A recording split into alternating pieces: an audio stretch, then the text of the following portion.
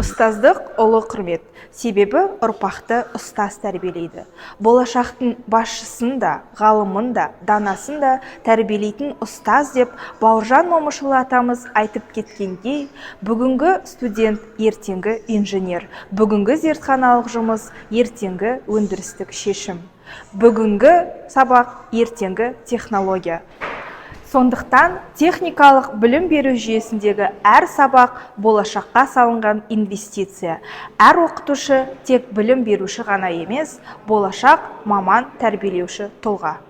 Мен Абилкасова Нұргүл Айтбаевна, Астана қаласы әкімдігінің жоғары көлік және коммуникация колледжінің радиотехника, электроника және телекоммуникация мамандығының арнайы пәндер оқытушысымын. Қазіргі таңда 10 жылдық тәжірибесі бар педагог сарапшы санатындағы маманмын.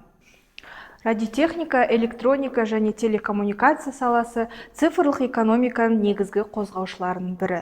Сондықтан оқу процесінде теориялық білімді тәжірибемен ұштастыруға ерекше көңіл бөлемін. Білім алушылар негізгі кабельдік жүйелерді монтаждау, мыс кабельдермен, талшықты оптикалық байланыс желілерімен жұмыс жасау, IP-телефония жүйелерін баптау және жергілікті желілерді жобалау жұмыстарын орындайды.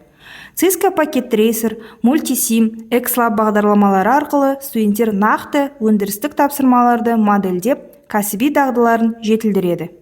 Қазіргі таңда радиотехника, электроника және телекоммуникация саласы әлемдік цифрлық трансформацияның негізі. Қазіргі кезде байланыс технологиялары ақылды үйлерде, теміржол саласында, өндірісте және қарқынды дамып келе жатқан жасанды интеллект жүйелерінде кеңінен қолданылып келеді. Бұл технологиялардың дұрыс жұмыс істеу үшін сапалы әрі жылдам интернет қажет. Сондықтан байланыс саласының маңызы күн сайын артып келеді. Бүгінгі студенттер ертеңгі байланыс саласының мамандары. Үздіксіз кәсіби даму менің педагогикалық қағидам. Авторлық бағдарламалар мен оқу әдістемелік кешендер әзірлеп, тәжірибеге енгізіп келемін. 2026 жылы Астана қаласының әдістемелік орталығы ұйымдастырған республикалық тәжірибе тарату вебинарында өз тәжірибемді республика көлемінде тараттым. Сонымен қатар аттестациялық комиссия мүшесі ретінде педагогтердің кәсіби өсуіне үлес қосудамын. Ғылыми әдістемелік жұмыс кәсіби қызметімнің маңызды бағыты. Сондай-ақ халықаралық Sit and Guilds бағдарламасын сәтті аяқтап, халықаралық стандарттарға сәйкес кәсіби құзыреттілігімді растадым. Педагог еңбегінің басты көрсеткіші шәкірт жетістігі. Мен жетекшілік еткен студенттер қалалық, республикалық және халықаралық деңгейдегі байқауларда жүлделі орындарға ие болды. Меня зовут Таханов Мират, я выпускник специальности радиоэлектроника и связь. И сейчас я работаю в сфере видеонаблюдения и домофонных систем.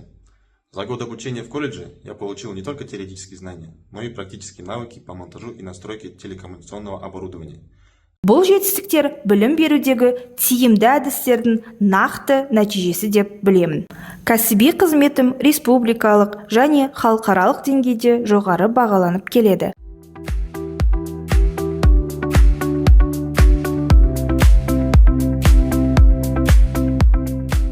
Үздік тәжірибелер мен инновациялар білім беру конгрессінде өз тәжірибемен бөлісіп, кәсіби қауымдастық тарапынан жоғары баға алдым. Сонымен қатар, қоғамдық жұмыстарға белсене қатысып, волонтерлік жобалар мен әлеуметтік бастамаларды жүзеге асыруға атсалысып келемін. Педагог қызметі аудиториямен ғана шектелмейді.